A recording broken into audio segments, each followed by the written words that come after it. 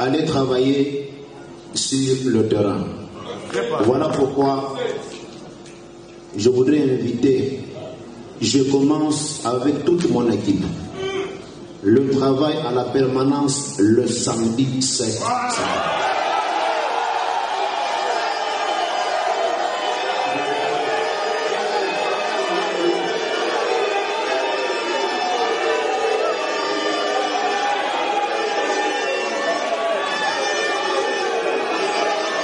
Je disais que après que nous soyons investis, que le programme a été adopté par la CDP, nous allons faire le travail sur le terrain. Et c'est à partir de nos bureaux, la permanence délimitée. Voilà. Bonjour, bonsoir, peuple congolais, ça depuis le milieu de la Track info, toujours ça la bino, faut compagnie na biso. Des fois, tous allons avoir information moulaï, tout lingi to partager na bino temps moulaï, 1h30, 1h20, ça dépend. Et des fois, tous allons avoir information au Sengeli et ça la juste moukousse 30-40 minutes s'il faut, 25 minutes si aussi possible. Alors, tout lingi to le bela dossier mi balé à travers information et liboso, to mega otala Christian Le Sakono qui vient de jeter l'éponge par rapport il y a course bazalaki nango na oyo bango moko babengaka UNPC ou Italie organisation ya ba journaliste na kati ya Kinshasa ya RDC Mobimba bazalaki na concurrent na ya makasi comme Jean-Marie Kassamba. Alors Christian Le Sakono vient de jeter l'éponge. Le pourquoi, on va parler de ça. On va parler aussi la guerre le 7 septembre ici, le 5, donc dans 2 jours, il y aura la confrontation. Moi, na moninga mawate, ba misusu babi toko kata batumi tout, toko kata ba 7, toko swana ba minu, entre bango na bango bata IDPS le 7 septembre, na permanence à IDPS, babi mutaki mate, ba promesse, bauti koyoka, Deo Gracias, yende secrétaire général, oyo ba allié mususu, oyo ya IDPS ba longwe, oyo ba cheye, alobi le 7, azo kende na permanence, ba kosa la passation de pouvoir yena Kabuya, Kabuya pe de l'autre côté lobi tokoki mate mangongo wana et dirait trop. Donc ce qui dirait trop nana ABC Kabuya dirait trop et nana lingi basa la confrontation le samedi chef de bango azana na Chine kuna mukola ozoga pe mboka to éviter ayako kuta désordre oyo babomi batuna makala les 7 lisusu désordre IDPS en tout cas. Zambe to éviter de salinini ya ko mériter makambo avec IDPS. Alors sans plus tarder rapidement ici, nako bandana 2 dossiers moko awa. Ya liboso, avant na zomaramba Christian Le Sakono, ezali na côté nini awa. Bon, mariage eleka kilobi, avant-hier plutôt, mariage salamaki, ya mwana, ya Olivier Kamitatu. Boyebi ke lobi ta na lobela ki yango avant-hier, batu babenga babinanga me pasta yo, ozoyebite, obosani, ke mutauti kobala ezali mwana ya Olivier Kamitatu mutabale. Ngabi ngana yeba ite ngana lobeli ikuti na information, ngabi metala bato mambaza kosala. Abi non yo zalaki au courante, ezalaki mwana ya Olivier Kamitatu mutabali, mwana ya comment s'appelle? Mwana ya nani? Mwana ya Nicolas Gazadi. Donc mutabandundu abali muluba. Bon, on a Congo et salama na otro. Peso ito koti mozindo au mona ye batabandundu. Babala na petro na po bazala un peu proche. Bazala mo muke un peu proche. Les batabandundu na baluba moins proche. Et zalama kasi pour monipe les 2 provinces Kangama. Les provinces à Kassai na bandundu de Kangama makasi. Et puis so tali parmi bato ba vivant mingi na Kassai. Na ba province nyoso Congo mo na batabandundu bavanda mingi na Kassai baza mwa muke abitenge bazebele par rapport à bande kwa Kassai ou baza na bandundu mais so bokoti mozindo ko mona ke la batabandundu pena ba vivre na ba na Kassai mais pour moi Mukongo vivre na Kassai c'est tout un problème hein Mukongo ya neti ya tolo baba yombe bantando c'est un peu compliqué pour mon Swahili phone balbana pe bakatanga ndambo avanda kuna je ne sais pas vraiment mais munga la pe avanda côté kuna c'est un peu compliqué mais batabandundu penda bazana communauté bomona ngo preuve ane fayulu akenda na kota Kasai malgré bande ko boya batba yambaye bomona batabandundu na Kasai ba ya ko yamba fayu pokuna bazala mo be donc moi famille ezalango bon toyebi ke Congo dans son ensemble pe to bala na biso on est dans ma bête to bala na biso Mukongo bali muluba bali mukongo bali mungala Swahili ainsi de suite ça c'est fait chez nous on est Dieu nous a bénis dans ça tokumisa nzambe to vivre la lokola ba américain non en Amérique ko bala ne moi ça na Texas ko bala ne moi ça na Washington bazaka ba américain bazaka économie bazaka mboka moko. Donc nous aussi au Congo c'est comme ça c'est vraiment une bénédiction de la part de l'Éternel. Alors moi na Olivier Kamitatu abali mwana ya Nicolas Kazadi. Qu'est-ce qu'on va dire de cela? Il y a rien à dire. Lobinga la sala qui commentaire parce que na mona ki koto yo ye moko Nicolas Kazadi ayiba yimbo wa l'État mais azuti ba voyage na poto ye moko chef na ya lobi ke bazobwaka honneur na pâturage donc moye ba sala ngozate aza père de famille quand même faut respecter alors azongi pe bon ye wana pa ke Kasai batu ba moni ba yambiye bon tout ça azongi ye wana pe asali sko mariage pe ya mwana na ye na mwana Olivier Kamitatu qui était le financier l'enfant là il y a Nicolas Kazadi. Il a fait quoi dans la vie? Il fait quoi dans la vie? Il a quel travail? Il a quelle entreprise? Je ne sais pas moi. Vous voyez la réalité à Congo. Papa Naya Zalaki ministre, il y a finance en plus. Malgré tout gangi ba détournement, on va dire quoi. Namoni ba tusu ba tche ba commentaire tant ba bi non, mutango da les amona Olivier Kamitatu. Namoni ba commentaire ba bi oh non. Wana nyolo banini, wana zaki mutema mabe, wana za jalousie. Non, c'est pas question de jalousie. Les gens se posent simplement des questions du point de vue moral. Hein, du point de vue moral. On dit pas que oh papa ya père ya mwana wana Nicolas Kazadi makamba sala eza lokola mwana ko sala yango non mais bat bazo sala na éthique morale ya société hein? C'est ce que les gens ndenge nazo mona na commentaire bazo loba que bon même ye père uti ko yiba mbongo wa karaté ba gangi moyibi mais ndenge ni na ko célébrer na ba jibe na ba nini donc du point de vue éthique et moral ezo pe ça penda bien té mais na bon moto na ndenge normal ya société on ne peut pas empêcher quand les gens ndenge ba lingane là ndenge ba kutane là ndenge ba développer ba relation na bango nous n'étions pas là donc on ne peut pas interdire les bala na bango salama mais ba tu va se référer na papa makamba sala ya moyibi ya mbongo leta ya ngwana nde ba bazo mona OK bien té na moral. Alors bon, qu'est-ce qu'on va dire encore de loin encore là-bas? La dame, la première dame, lui n'est pas parti en Chine. Il a assisté. Donc, Félix Tshisekedi a quelle Chine, moi assisté exactement. Mais il a envoyé, n'est-ce pas, sa femme qui était aussi présente, n'a fait Tiwana Nicolas Kazadi. Donc, c'est voilà un peu ce qu'on peut dire de ce dossier. Bon, on ne tient pas trop rigueur dans ça.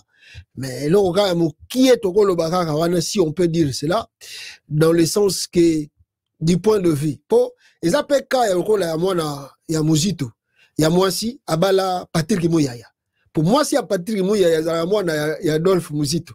Ce qu'on se pose des questions, est-ce que le beau-père qui était opposant, mais un moment, on a déjà que moi, on a ministre. Siko bundisa penda régime ya bokilo na yo osomona te ke ekopesa fona foyer mwana que nos pères na yo bundisa nga ibi bako isabiso ngana zala nommé sous ministre te habite ke ngana balalo to botiba na bakoko na ye bazao. Tu vois dans le tic nenge comment ça fait des fois chez nous les bantous parce que chez les blancs ça ne résonne pas comme ça mais chez les bantous vraiment la éthique ça peut aussi arriver. Des questions pareilles et des fois aussi bon disons Olivier Kamitatu est directeur de cabinet il y a Moïse Katumbi disons on ne sait jamais la vie Katumbi est devenu président au Congo bon, maintenant si il faut Tolande la peau soki Katumbi a comme il est le président donc on sous-attend peut-être dans les politiques mais peut-être aussi au Congo Kamitatu nommé premier ministre ou bien directeur de cabinet, on ne sait jamais. Il y a président de la République. Peut-être, n'est-ce dans lobby. Ceux qui n'ont pas lobby, que Lelo Salmi, que Katumbi a président. Maintenant, ceux qui et sengeli ba revoir ba dossier il y a ba millions o e bunga ki na régime à Tshisekedi et que Kamita tout maintenant azan en fonction nagata régime wana sikoyo Nicolas Gazadi abali Nicolas Gazadi ko abali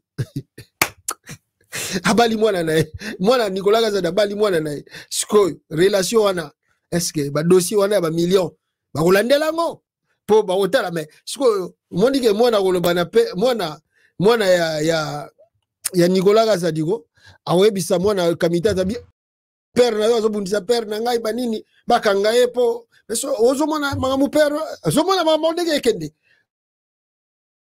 compliqué. C'est dans le sens là aussi les gens de fois raisonnent, mais en réalité dans mon appel j'ai même cette vidéo il y a aussi je crois mutumoko ya famille ya Fayulu abalana pe na famille ya Tshisekedi mutumoko pe ya famille ya Martin Fayulu abalana pe na famille ya Tshisekedi.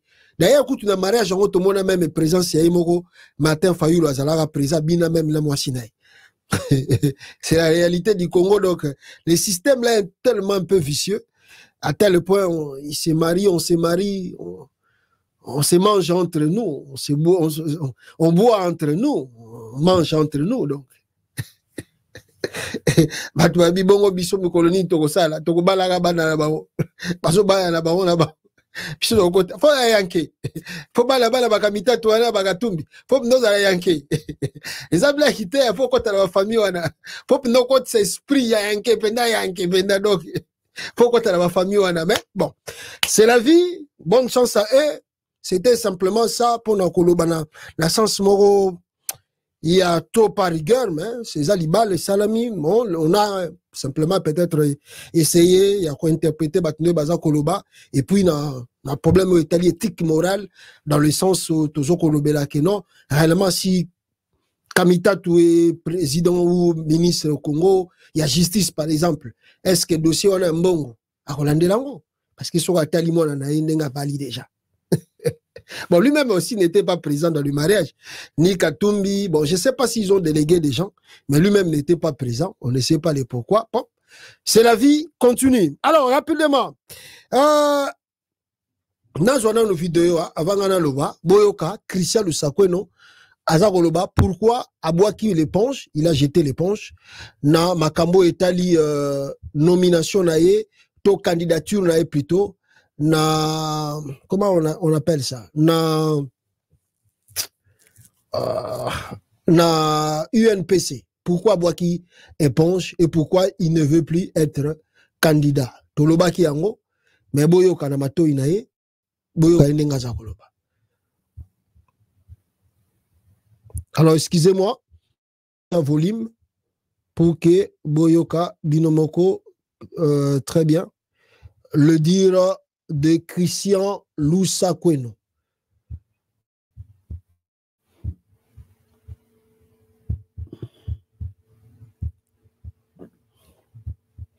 Intéressant. A soutenir une candidature à Christian Lusakweno dans la tête de l'UNPC, qu'il mette un peu de panique, comme à la radio panique, à la tête de l'UNPC, et qu'avec son professionnalisme, je l'espère en tout cas,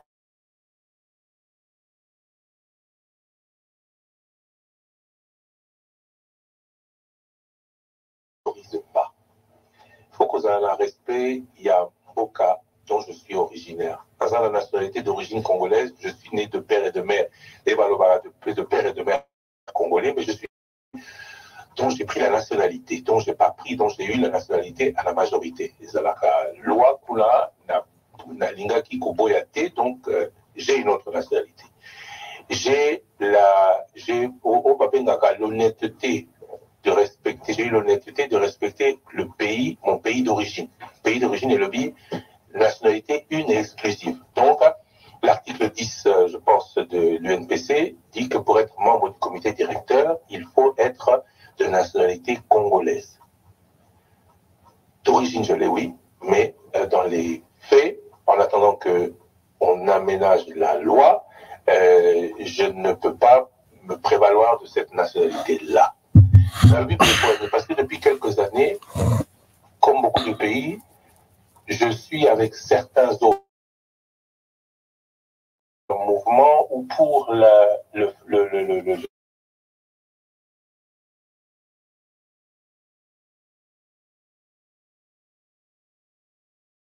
on a sali, ça fait 22 ans que je suis au Congo. Depuis 22 ans, je crois, et même à...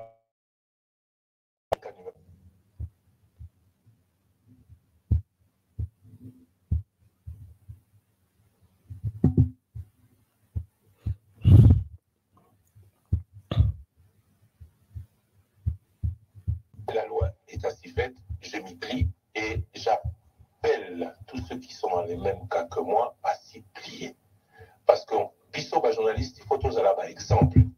On ne peut pas tricher pour diriger. Lobby Tamotoko Yamba Batumu Susu, na émission, pour tout le monde, mituna, bango mokoba komako rappeler Bissot que Bissot mokoto trichaka. Pour moi, je trouve ça juste inacceptable. Et en gros, c'est vrai, on ne dit pas avoir la nationalité congolaise d'origine, on dit avoir la nationalité congolaise. Je suis candidat, je l'ai dit, je ne l'ai pas dit à la présidence, mais je suis candidat à ce que la presse va mieux. Je m'associerai avec l'UNPC Top Congo, je pense, est un bon exemple. En tout cas, Sobazo, féliciter, saluer Bissot. Mokil Mobimba, c'est peut-être parce que le travail se fait bien dans une certaine mesure et pas un Bissot. Donc, je suis prêt à collaborer avec les futurs dirigeants de l'UNPC pour que tout ce que... Voilà, je crois na temporiser en awa et na lo bailo komoko rapidement ici. Après na le dossier il y a Christian Lusakweno ndenge boyoki, je crois c'est clair, abwaki ba éponge naï. Je voulais parler de ces dossiers mutu oyo babengi na kombo ya Lwakasingize Vital Kamerhe. On nous a kendaki na Lualungu soki Lualungu kuna côté na ye, et là-bas il paraît originaire il y a Sidi Kivu accusé Félix Tshisekedi, donc ils ont accusé Félix Tshisekedi auprès de Vital Kamerhe. La société civile de l'Est accuse Tshisekedi chez Kamerhe. La situation sécuritaire s'est fortement dégradée du Nord Kivu et de l'Ituri avec de fortes répercussions sur le Sud Kivu. Des Ouazalendo sèment la terreur et les militaires multiplient des tracasseries à tous les niveaux jusqu'à piller des minéraux. Alors, Vital Kamerhe, Oyakendaki côté Kuna, alors, Akutanina bata société civile et basali lié, constant na bango, les forces vives des provinces du Nord Kivu, de l'Ituri et du Sud Kivu sont fatiguées de fausses promesses de Félix Tshisekedi. Voilà. Bon, moi, je ne sais pas si la société civile là au Congo, surtout à côté à Est, bon, moi, complicité, mon repère à côté kuna, deux fois, et de la rappel bichot, pour, RDC, c'est trop compliqué. De quoi deux fois mituna soki penda yo pe lecture ya politique yo salaka soki penda ba congolais tout bazana ka tamboka basala ngo franchement ce moment ni penda ke bata société soit disant na habité je ne confirme pas mais bo ba ke okuta na Kamerhe ba funda Félix auprès ya Kamerhe ça ils ont d'autres tozo batwazolota o ba habité so ekoma réalité so balamuki.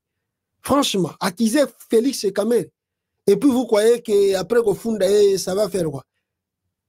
Ah, vraiment. Et ça, on voit là, Moutupenda, donc, Moutupenda Kangio, Moutuko, a Kangio comme prisonnier naï. Mais, Sukoyo, bien moi, nana, leki, abine, oh, mais yo, aux Alaga, aux prisonniers, il y a un prisonnier, papa nous l'aime tchanga prisonnier. Donc, aux funda, moi, na wa yebi, moi, soit yebi ke, so ito komisa mutu wana prisonnier, eza nengo wana, bisu nem to sala kaza, mobile, amona kayo, mais zo osu komita la yo, azo biso ke ono, a yo zaka prisonnier. Ah, mais, nini yezo simbate, yebi sanga makamni yezo bongate, onyo kwa makawa, vraiment ça n'a pas si, ah, donc ça le makambo sur soit disant société civile il y a Nord Kivu il y a Sud Kivu so baké ça la pas à Kamerhe. Ils savent très bien que la situation baza ko vivre Kamerhe azali parmi bato baza ko détruire le Congo. Kamera azali parmi bato baza ko détruire société civile ya Congo. Kamera azali bato baza ko kota ba Rwandais na kata Congo. Kamera azali parmi bato baza ko piller ba ressources naturelles ya mboka wana. Mais baza ko gelela pa kamera pour résoudre des situations na bango. Kamera akende koloba pa Félix Tshisekedi. Bazo funda ona otala mutu na yo azo sala rien. Ça passe trop. Na éviter lecture politique biso to salaka. Soki ezaka ndengwana to na Congo pese le ndengwana.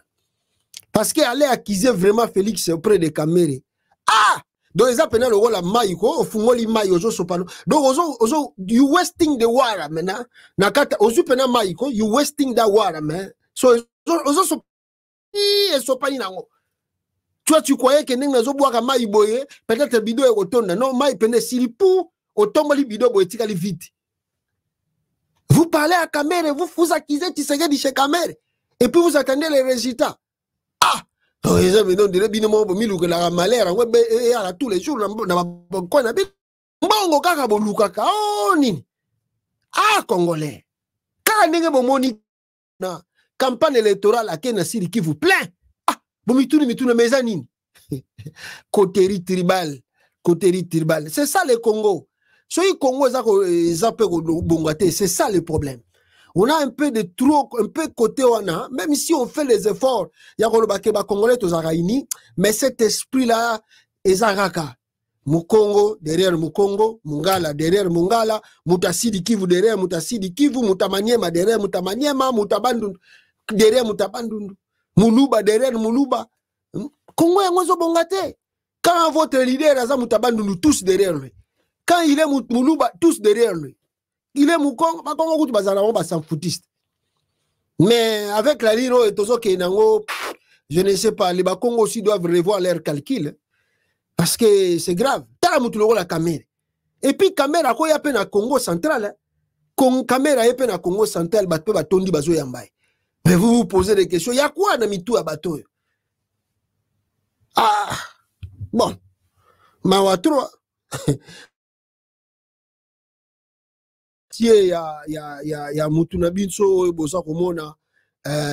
y a UNPC, à chaque candidature, na kombo ya nani, ya Christian Lusakweno, mais boyoki une intervention na ye, alobi ke alongwe li kombo na ye, parce que azali na nationalité française. Il est né en France, je crois bien, Christian Lusakweno est né en France, il a grandi en France, il est revenu au Congo. Je crois Congo, mais lui-même a dit qu'il a fait 22 ans à Kinshasa au Congo depuis que Azonga. Donc, si tu calculé, tout en 2022, si tu calculé, bon, côté me soit 30 ans, côté me soit 22 ans, donc toi en 2024, donc il paraît, on peut dire qu'il est revenu au pays en 2002. Bon, si tu quittes moi, si tu as 30 ans de carrière, il y a ma radio. Peut-être la radio de côté, mais sur le Congo, on peut dire que Lusakweno est revenu au pays, peut-être en 97, mais je ne pense pas qu'avant Afdel, Lusakweno était au pays. Je ne sais pas. Mais, Yemora Lobi a 22 ans, donc peut-être qu'il est revenu. Donc, il y a qui dans le Congo, 2002, 2003, 2000, 1999, on ne sait jamais. Mais il est français.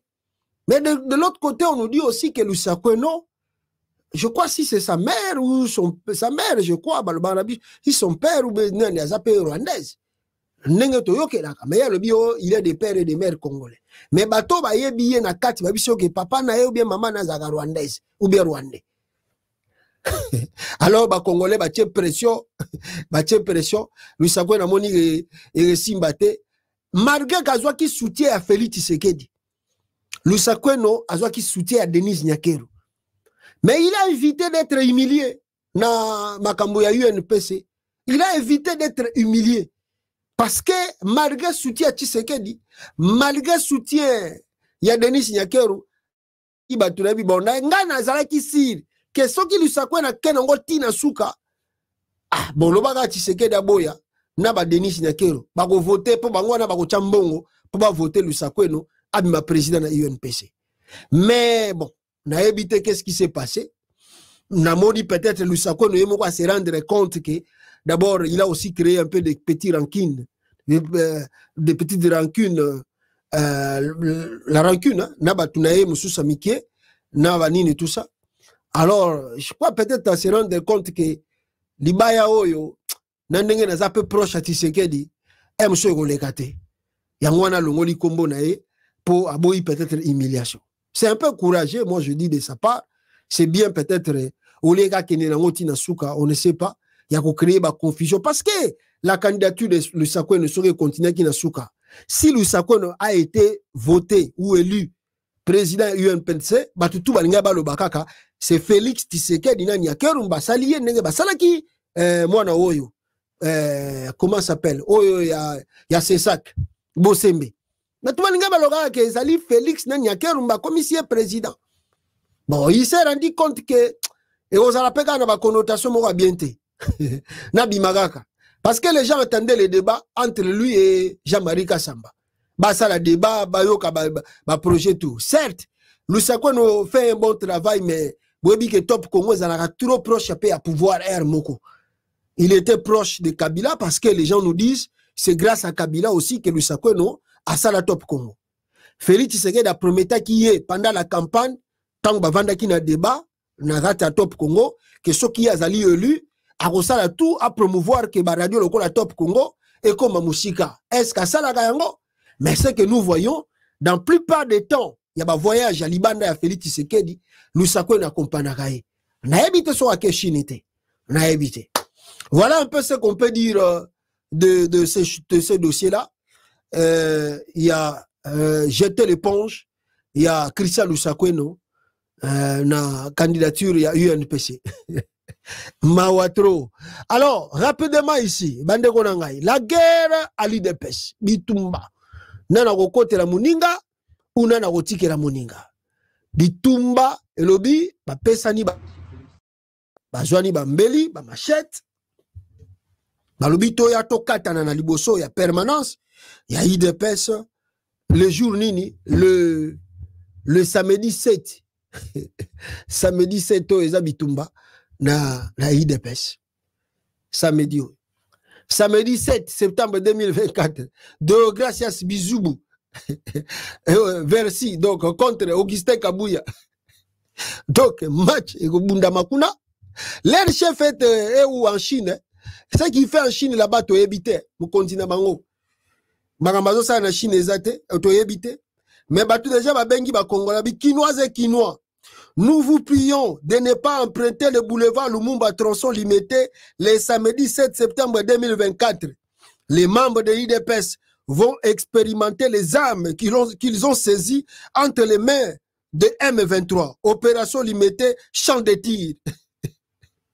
Donc, bagarre.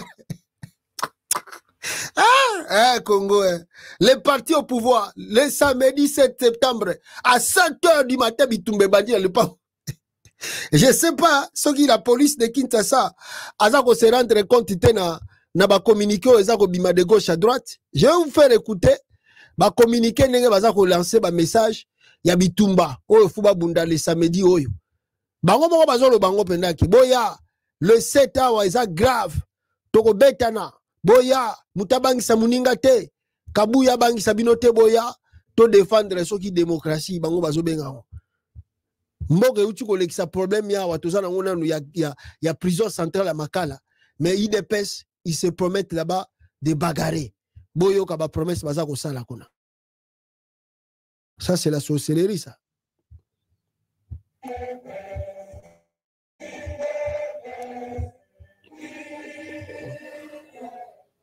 IDPS viva en tant que le chef d'état-major de la jeunesse du parti présidentiel, Dr Emmanuel Dioko. Je viens faire un appel solennel à toute la jeunesse du parti présidentiel IDPS Tshisekedi de venir accompagner le nouveau secrétaire général qui va faire la reprise entre l'ancien secrétaire général, l'honorable Kabouya, et le nouveau secrétaire général, M. Théo Bizibou. C'est samedi 7 septembre à 7 h à la permanence du parti. Oya, Bino, Bajenia Lukunga, Bajenia Moamba, Bajenia Funa, Bajenia ya Tchangu Tokutana na permanence ya parti pour célébrer victoire ya base contre volonté ya Tosa Obika vous avez qui système ya mabe pour ça qui parti na biso na sima to ya na kimia to ya na esengo to la tabilamba ya pembe parce que mokolo wana ezali mokolo te ko tombola honneur ya parti na biso afin que tu vas soutenir de façon intelligible et intelligente Félix Antoine Tshisekedi Fachi Beton, la haute autorité politique de l'IDPS.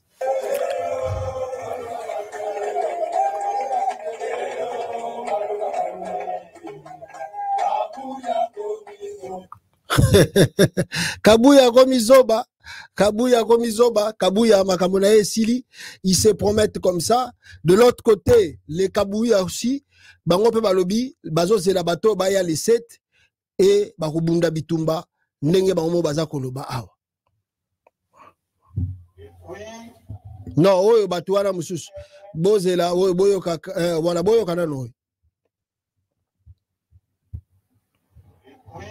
Oh, excusez. Boyoka, boyoka. Excusez.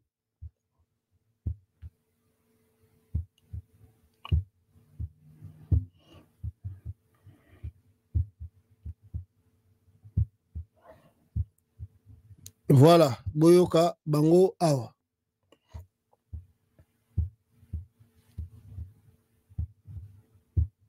Oui, samedi 7.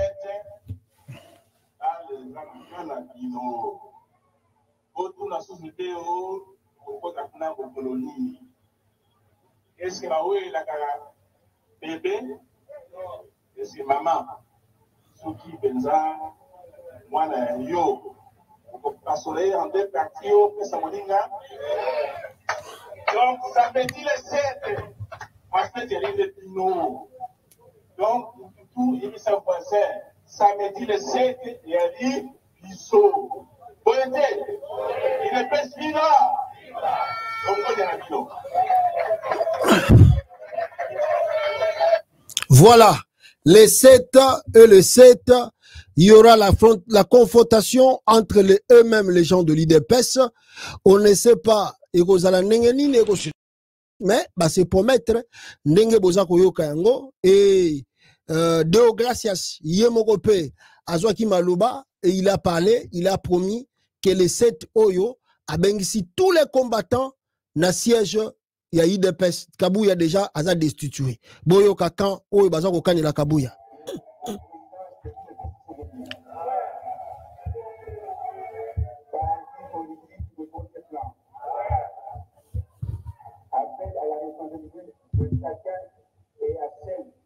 De nos partenaires de l'Union sacrée à considérer qu'Al-Dati de Soutou, l'honorable Augustin Kabouya, n'a plus qualité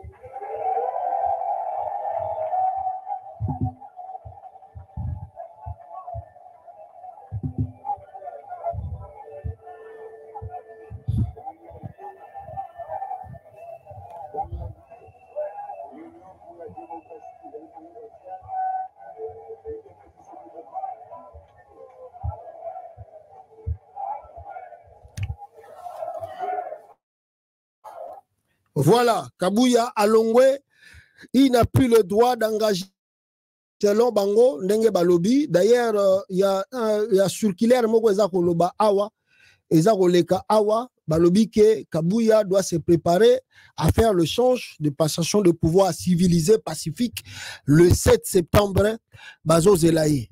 Mais, naebite, Batoyo, Mituna Bango Kaka, Ezaka ba problème Kaka. Webi que, Ndenge Tozo Banabino Awa, note na bango bazako circuler yangoyo o bazo senga Kabouya le 7 a préparé passation de pouvoir. Mais il y a l'un d'eux, Moutouazara qui peut secrétaire général, il y a même parti wana IDPS, Jean-Marc Kabund. Oyo banda makambo utu koleka na prison, liboso Kabunda banda ko zo babilo ko zo uta na ndaku na ye, donc sa femme prépare pour lui, bakinda otikira Kabouya biloko tout le temps. Mais banda makamba bitumbeleki o esalami o ya évasion ya makala toyebi ndenge bandelité risque kutu balinga baboma pe bango na prison wana on ne sait jamais. Kabouya et plutôt Kabound ne reçoit plus la nourriture. Membre ya IDPS bazo ko empêcher la femme de Kabouya ba camarade ne a parti ba famille na ye ba kota bazala l'accès. Kabouya Kabound ne mange plus il y a cela 3 jours. Ba to alobi ba yebite poli aya kabilo ka prison. Est-ce qu'azola lanzala ça fait 3 jours et azomela ba mai comment Kabunda za ko vivre, ça fait aujourd'hui 3 jours. La famille baza ko lela. Mais tala bango, ba bosani Kabundu lelo, tala makambaza ko sala, ba komi ko se promettre, ba tchana bambeli. Boyo ka ko lela, ya famille, ya Kabundu o baza ko lela, pasi ya Kabunda na kata prison ya Makala. Nazaki na prison. Pendant lobby. Nazo répéter bien pendant lobby na Tongo, nazaki na prison kuna. Tokendaki elongo na famille ya Reza Jama pona kotika biloko kolia. Depuis lobby tozaki kuna na Tongo, ti butu tolongwaki biloko kolia ekotaki te. Lelo les choses tozongi ekotite. Donc ça fait maintenant 3 jours ya ngoyo. Ça fait 3 jours ya ngoyo que le président Jean-Marc azo liate na éviter azo melaka kama ya moto na éviter ce qui fait ako vivre dengeli. Ba masasi o ba uta ko beta kuna ba masete ba kotsa ki kuna na kati kuna. Esimbite na éviter ce qui fait baningi ke ba koma siko yoye na nzala okeza dengeli. Ha? La moko na zuti wana. To bandi wana libanda wana. Tozo mona ndenge ni bazo benga na biso balingaka ko pousa ta pemete. Bon, attention to pousa pemete. Mais pourquoi pas qu'on c'est la boutubilo ko alia. Hein? On a mis ça quand même trois ya muto qui ko préfère voter. On y va préfère na kolia na ye. Est-ce que ça les makaboko vraiment? Hein? On a nini yo vraiment au fait pendant 3 jours. Ozo liate. Et là comme côté. La tête ya prison wana na ba wana. Hein? Ok mutu a tombé malade ou bien mutu a ça la nini et là ko nini oyo bazoluka problème nini. Hein? Pour toi pas libérer parce que tu comprends que non insécurité comme totale la tête ya prison wana. Même un prisonnier a son droit. Le prisonnier aussi a un droit. Il a le droit de vivre et de bien vivre aussi. C'est pas que non parce que tu es prisonnier et que tu es en prison là-bas, on peut te priver de tout. Même à manger. Non, ça ne peut pas se faire. Hein? Trop, c'est trop. Trop, c'est trop. Vraiment, nazo benga, batunyo sotu, nazo le bala, mutunyo sotu yokangai. Ba yokanega tozo loba. Et que non, président Jean-Marc, azoko ya kola, ça fait 3e jour ya ngoyo, azoko wa kolia te, biloko bazoko ya kolia, et pour quel, nanya ngwa petite décision, nanya azoko ya ko, et biloko ya kotate, tozo ya kate. Quand on se pousse à l'ipemeni, ya basoda, to sengi ba oke non, moya toko to kuna ezate, biloko to za place wana, bon me la biso biloko kuna, ake te kolia, te, ako ekokotate. Mais finalement, bon, solution ni opine bozo pisi. Voilà, Kabund, yewana na prison, boyoki ba déclaration famille. Entre-temps, bao bazana na libanda, bazo continuer quoi miser la galerie sans le savoir que ça peut aussi leur coûter trop cher parce que tu es habité. Mais moi je peux dire une chose parce que koyo kama kelelo de gauche à droite, Kabuya ko sala boy et Kabunda ko zongi saboy et banini tout ça. Je pense que c'est Félix qui autorise ça. C'est Félix qui est derrière toutes ces choses. Parce que ce qui Félix azaki sima makambo ote, bato baza na force moko te ko sala makambo to bazo sala. Donc mutazo tinda bango, boyebi que Félix Tshisekedi des fois, il souffre le chaud et le froid. Alors baza observer tika bango babunda, lokola balingi babunda bo tika bango babunda, biso suko so basisi ko bunda nde to koyeba koya ko sala o senge to sala. Donc c'est ça leur profite aussi. Dans le régime en bâtiment. Koto kuna batu bakuti ko kufa na nokutu boyebi ndenge ni bokunda batu wana te kuna lisusu batu na yo ya parti baningi babanda bitumba. Et puis le président était au pays incapable de résoudre ces problèmes. Atikeli yango Kabuya ya Keneshi. Kabuya là maintenant il sait pas qu'est-ce qu'il doit faire. Vous croyez que Kabuya so qui Félix a dit que Kabuya tu dois déposer, Kabuya me l'a déposé te, me l'a déposé. Vous croyez que Soki Kabuya Félix a dit que Batouana ba gracier ba déogracia swana. Botika makambo yo sala wa komeko sala ngo akomona makambo egoye là. Mais batikite qui est derrière les désordres? C'est Félix et sa famille. Ça leur profite. Prendre les combattants en otage. Babosana ba réalité ba pasi bazo komona mais ba se concentrer na bango na makamba kabuya ndenga zo lingo kendete ba biloka nengwana. Maintenant qu'est-ce qui va se passer le samedi?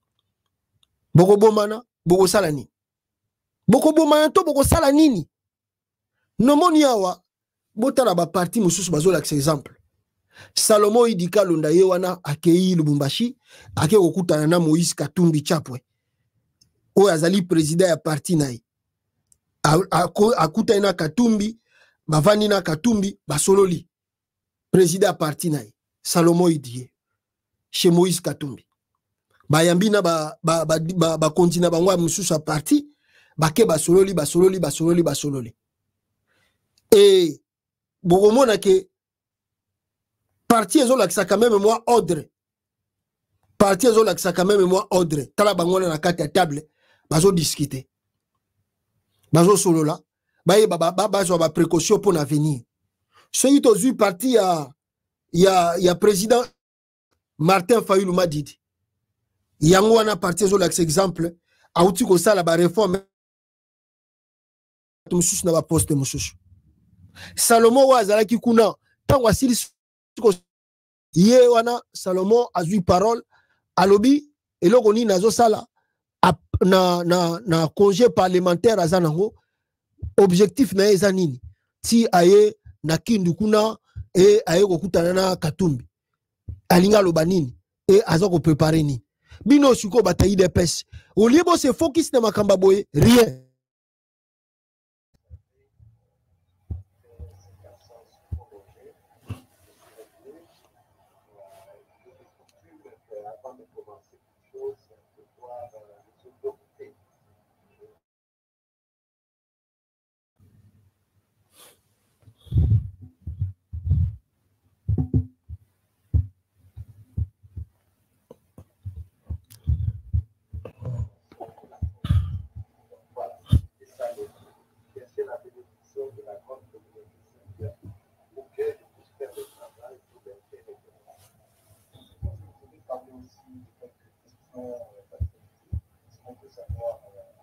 Parlementaire, c'est aussi écouter les gens. Donc, j'ai écouté, ils m'ont expliqué un peu la situation de la porte. Voilà. Yewana Salomo, azana katanga kuna lokola za sénateur ya katanga aussi. Akendaki lokola za député provincial ya Maniema. Akendaki pe na Maniema na Kindu kuna. Akekuta na ba électeur na. Bino batayi de pes bolakisa biloko boyete. Fayulu azana loko te, azana député te, mais Fayulu yewana zo sala ba réforme, asali ba réforme. Tout est partout, na pouvoir, na parti, tout désordre, chaos. Franchement, nani aloka bino batayi de pêche. Ah, te bino bobonga na bino en opposition.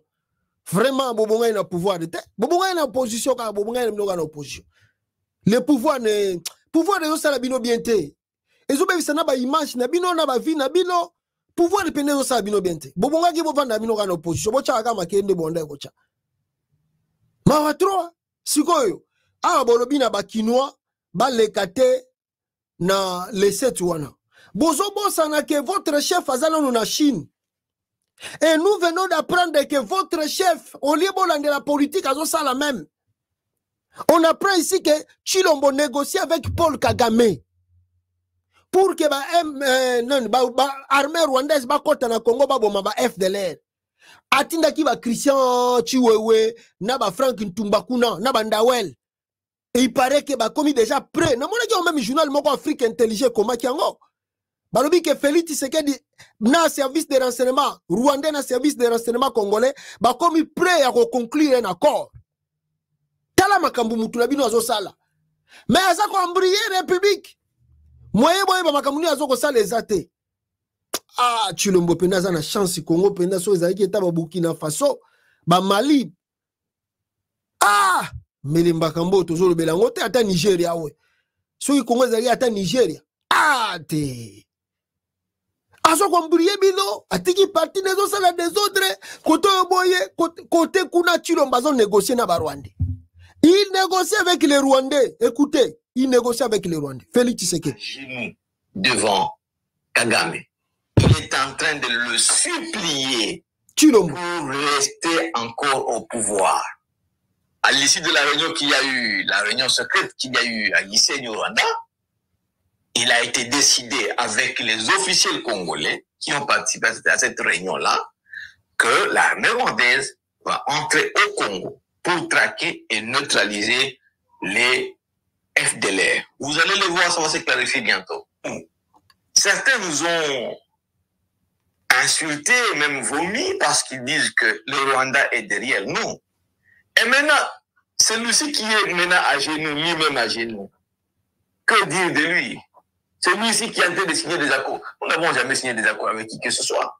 Mais lui, maintenant, là, il est en train de signer des accords. Encore avec Kagame. Celui-là que vous insultez nuit et jour, votre boss maintenant est à genoux devant lui. Félix Tshisekedi, à genoux devant Kagame. Hein? Il s'est engagé. Non. Congo, tu éviter qu'est-ce qu'il y a? Hein? Bato ali, bato IDPS susu. Ambri na ambri. Mboke uti ko lekisa bat bakufi. Oh, tu éviter et bakufe linengenin. Il faut quand même des enquêtes approfondies. Namakama makala, rien, bango baningo banda bitumba. Bozana misala te, bozana loko te, tala kabundi ya bundela kabino pe, ye wana na prison. Moutou asenge la pesa bino misala, c'est lui là qui voyage partout. Bino bonibo michana bambeli, après, bokende hôpital a ofele ça na Congo. Oh ba okende ba boningo chaka ba famille susu na ba pasi bazana ngo, ba banda suko lela bibembe, ba banda suko lela ba pota. Na ye moko président Penda Félix a koko arrêté ba bêtise oté. Et vous dites au Kinois, bon les kana balabala wanate. Et comme balabala IDPS. Dobino boko bina monopole ya kokanga balabala l'état pour na bitumba na bino. Ça c'est quoi ça? Ça c'est l'inertie ça. Oh l'état ni ne ko autoriser ba bloc aboy. Balabala wana limité, batuba lekate mi tuke lekate parce que IDPS a robunda. Batala kabino. Donc mboke komi ya bino bo sala ba spectacle tout bolingi. Vous trouvez ça normal? Et puis, rien n'est pris comme décision à l'État. Besoin de communiquer tout ça. Et puis, il n'y a pas un militaire ou procureur ou ministre. Celui qui va oser. Le samedi, la police sera là. Les services compétents de Gozalawana. Il n'y en a pas. Besoin de la bango, besoin de la bango, bunda samedi. Bon, observez. Ça, c'est quel pays ça? Ça, c'est quel pays? Non, mais c'est grave. Baboumi na bango va partir à VO. Etienne Tshisekedi bon. Je ne pense pas que VO na soit qui vivant contre la makambo et ça na misuna. Etienne Tshisekedi vivant makambo grave. Oh ezola, oh non surtout ba signe ezola kisaki. Quand Soki ga Félix Alongo président, il dépasse Koufi. Ndenge ba impère Koufa. Il dépasse Koufa parlou lelo ba lobela ngo sur terre. Parlou ezawat. Toza kakao, Afdel Koufa, Mouza Koufa, Afdel Pe Koufa. Toza kakao. Donc, Yoki Sabino, Boyoka Ndengenini Deo Gracias, Azo promettre Kabuya, et Boyoka Ndengenini Kabuya, pas Azo répondre Bango. Boyoka.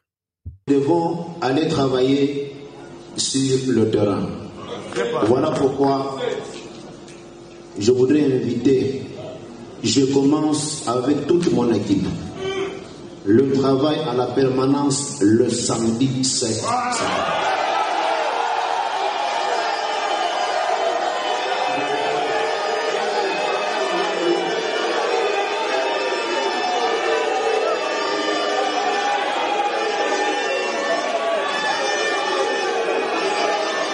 Je disais que après que nous soyons investis, le programme a été adopté par la CDP. Nous allons faire le travail sur le terrain. Et c'est à partir de nos bureaux, la permanence délimitée. Et je me rends au bureau de la permanence délimitée avec toute mon équipe le samedi 7 septembre. Je voudrais inviter les combattants et combattantes de l'UDPS pour partir ensemble jusqu'à la permanence. Voilà. wana Deo Gracias a promettre que les 7 bango bazo ke banda musala les 7 oyo na permanence bisika wa pikabu ya pas répondre dans lobby bon ça va yo loko lobby les 7 okoya ozan équipe na yo makambuno tout biso pe tozo zela yo yaka les 7 tokomona na wa tozo zela yo oya bongo tokoyeba qu'est-ce qui va se passer nganzambe Etienne Tshisekedi wa Mulumba bisika ozali vraiment soko lamuki otali makambezo leka boyobi otali mwana na yo Félix otali yo moko mitele obi ya ngaye si on pouvait recommencer tout à zéro on nous canane okotike la partie boyo kakabuya nenga répondre bango abiboya le samedi biso peto ozela bino bato bakendeki na Chibala bato bakendeki na Mavungu bato basé pa Mupaka basali coalition na bango pour déstabiliser la vraie UDPS et que simbaka atambala moko baza ko kangai ba menace nyonso o baza ko brandir o balobike samedi le 7 tozo kende ko permanence to ko la bangoya histoire etikala baza ko kangai nous pouvons tout permettre mais pas de tel genre d'humiliation batinyo serana nazana betuna bango ebele baza ba conseiller bato baza ko travailler na bango basenga ki secrétaire général pose ba na parti akene kopesa bango nyose na bazo ba belle sœur na bango ba beau frère na bango ba cousin na bango na bazo travailler na bango et entre-temps, basé à distraire par combattant à Moussalaté. C'est ça, faire une mauvaise campagne contre le président de la République. Et ça ne passera jamais. C'est ça la réalité. On a IDPS, binomo boyoki kabuya lobby. Même peu bazo chabi, bazo to bunda. Parce que formule on a expliqué en haut, n'a répété pour les Congolais comprendre un peu bien. Qu'est-ce qui va se passer? Si le groupe de ces gens-là, leur souci, ils va soutien tout ça parce que ils misalate, ils revendiqué, ils rien. Alors, s'il arrivait, écoutez-moi très bien, si ces gens-là arrivaient à faire tomber Augustin Kabouya, alors, Bagosenga va revoir Union Sacrée Lissousou. Parce que Union Sacrée Lelo Ezali, Moutou azali parmi Moutou ya Magamba train ya Union Sacrée c'est au Kabouya. Et bakolinga bakweisa Union Sacrée Kabouya tiki. Bakolo non il faut changer, ba réforme Kabouya n'est plus là. Ça va prendre le temps, on ne sait pas combien de mois pour qu'il va changer Union Sacrée. Maintenant ce qui va ici qu'on changer Union Sacrée. Objectif bazo ke nango ezani. Bakosenga Félix Tshisekedi a quoi sa gouvernement parce que bakozwa hypothèse akolobake la plupart des temps d'ailleurs bazolo bango la première ministre actuelle azali mutayi d'EPSité même si Kabouya présenté qui azam mutayi d'EPS bango balobi azam mutayi d'EPSité bazolo bango ke ba ministère rebellé par exemple le président ya Sénat azam mutayi d'EPSité le président ya Assemblée nationale Azamuta IDPSité, ba fonction belé, batu bazui, eza batu ya parti mususu eza bata IDPSité. Donc bango na régime oyo, selon eux, ba bénéficier pendant pas na grande chose. Ce qui fait leur colère, oyo bazako eza rotinda bango, bakende kosala bitumba na kati ya lupangu ya permanence IDPS. Lupangu même ya bangote. Lupangu wana eza ya bangote. Yango bisika balingi bakende ko bunda bitumba wana. Alors, ce qui va quoi ici Union Sacrée et que ça va changer régime, va changer gouvernement. Et vous connaissez bien Félix Tshisekedi. Vous avez bien Félix Tshisekedi. Ce qui a gouvernement est quoi pour qu'un gouvernement ait bima lisusu, ça va vous prendre de même 6 mois, 7 mois pour le gouvernement bima. Alors, nous surtout wana, so ibobibo zelango 6 mois, 7 mois gouvernement sikeya. Donc, entre-temps, Chilombo, azongeli koyiba, parce que contrôle ya gouvernement est sous-souté. Voilà l'objectif, Kende. Qui sont derrière ces gens-là? Pourquoi ils ont l'audace et le courage Yakoya koloba makambazo loba. Bon, Félix, pour que Kabouya, qui était un peu docile, qui parlait un peu bas, réconciliation, pourquoi Kabouya a eu maintenant posture, il y a confrontation? Babou. Qu'est-ce qui a motivé Kabouya? Lui qui était derrière, oh non, Tokutana, Tosolola, na Limbisi Bango, qu'est-ce qui a motivé maintenant Kabouya posture, basa la confrontation? Donc, comme je viens de vous dire, Monsieur Félix Tshisekedi souffre le chaud et le froid. C'est-à-dire, Apelisimoto, Yemoko Nase, Azobumamoto. Donc, Apelisimoto, côté Kabouya, Abi Abosko Tokosanini, Batango Balingo Yokate, Tika Bango Baya Kaka, Bakokutana, Bino Pebo se préparer dans ma combattant, bon, Oye Koya to mon andenge Kozale. Donc, Oye Koleka samedi le 7, si la police congolaise et les services de renseignement pour Bokoyi Kanga déjà Batouana bien avant, c'est ça le rôle des services de renseignement.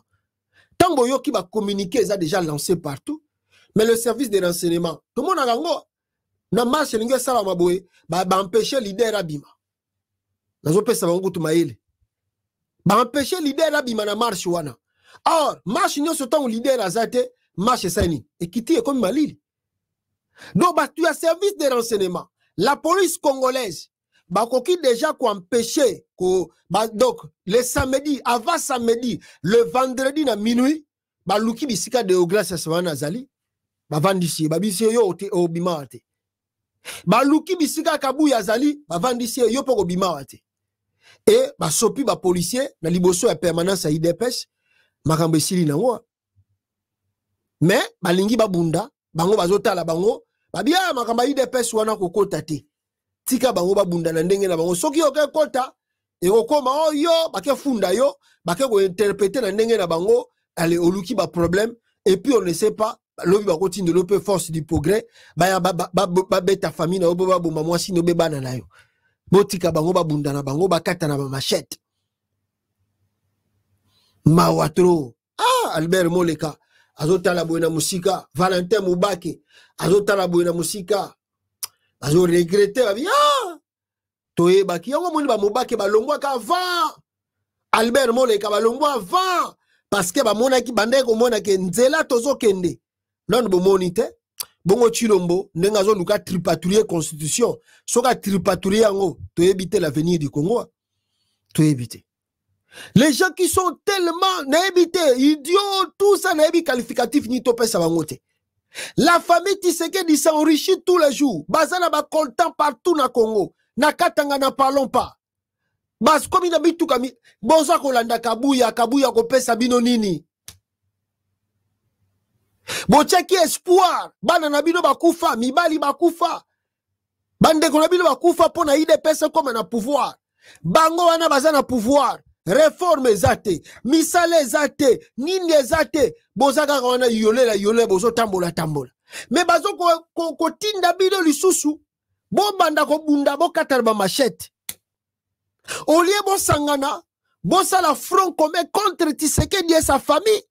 Ndenge ba komi ba riche, bino bolingi bo mi bomana bino moko. Quelle manipulation. Et ça ka ne mindele ba sala biso ba africain. Les guerres, tout qui se passe en Afrique, qui tire les bénéfices? C'est l'homme blanc. Mundele mta tira ga bénéfice na ba guerre tout les gars en Afrique. Aye ABC africain oyo, oboni bango wana balingaka yote. Ils ont créé un système des ethnies. Oh yo za Mukongo, oh yo za Mungala, oh yo za Mushwaili, oh yo za Muluba. Même si cela existait chez nous, mais il y avait une cohabitation makamba betini boy bande ko yokanate. Mais tellement mindele ba bunda trop, bato ba bomana trop. Les blancs là, les occidentaux na bomona kana. Ba mikatala ba mambeli ba bomana trop. Spotanga ba histoire ba France wana. Tanga histoire combien de guerres élégant en France, na Espagne, na Belgique, ndenge bato ba mi ba bomana. Vous n'avez pas l'idée. So ba tengeli bino histoire Amérique, ndenge makambo salama en Amérique wa grave ya somo. Ba memi en Osco, ba memi en Afrique. Bango ba comprendre, ba komi likolo makambo wana, ya bango ekoma na kimia, soko za na problème, funda na l'état, kende boye, manifester, boyokani banini leki. Allez en Afrique, ba tikeli bisongo, opposition, majorité, ye aza Mukongo, ye Mushwaili, allez, yo soko za na pouvoir, nyokola ba tuana lokola baza ba Congo, baza bangala, baza ba Shwaili. Yo peso ki kuno za na yo za tuti, ye za utu. Bobo mana bo kata na ba machete, boyo kanagate ba tuti na ba utu boyo kanagate.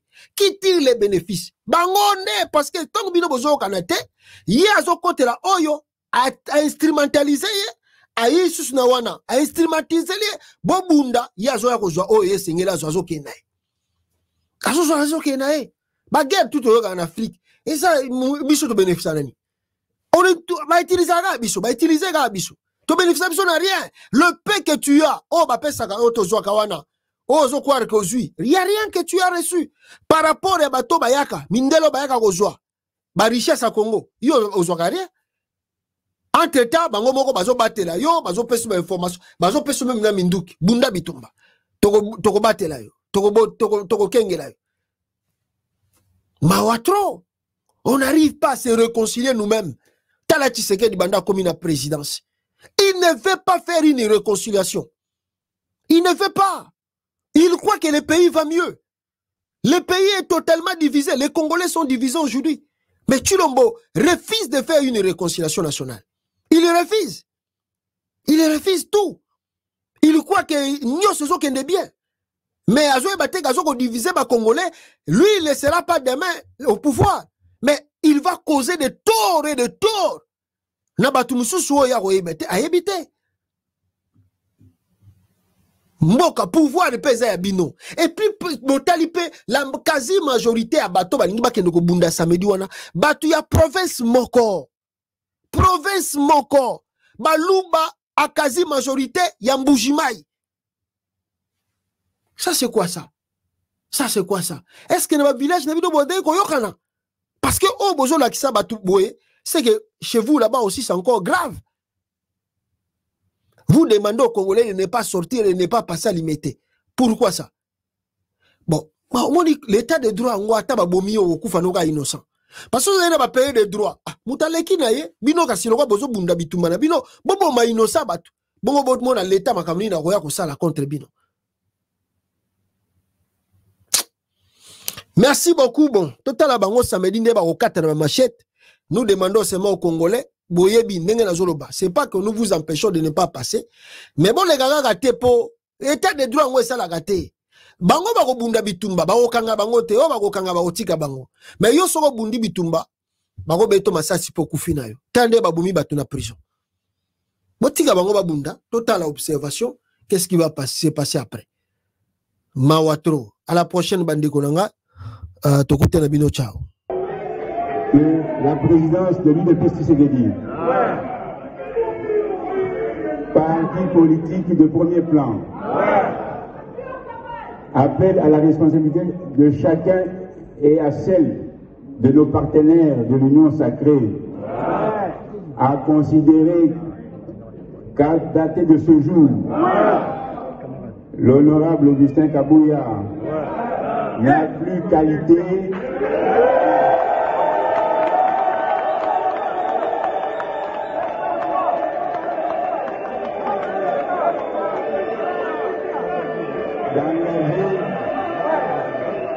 d'engager l'Union pour la démocratie et l'intérêt social.